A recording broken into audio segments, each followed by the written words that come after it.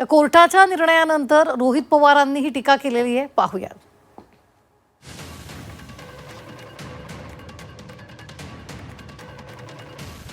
दिल्लीत तरुणावर झालेल्या अमानुष लाठीचार्जची सुनावणी करणं म्हणजे टाइमपास असल्याचं मत लोकशाहीत ज्या स्तंभाकडे आशेनं पाहिलं जातं ते सरन्यायाधीश सूर्यकांत साहेब हेच नोंदवत असतील तर याला काय म्हणावं।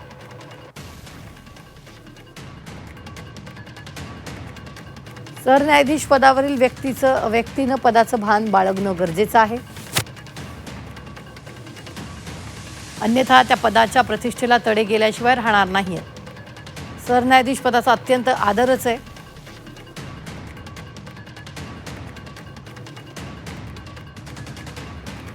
पण तरुणाईप्रती एवढी असंवेदनशील भावना आणि लोकशाही विरोधी मानसिकता असलेली व्यक्ती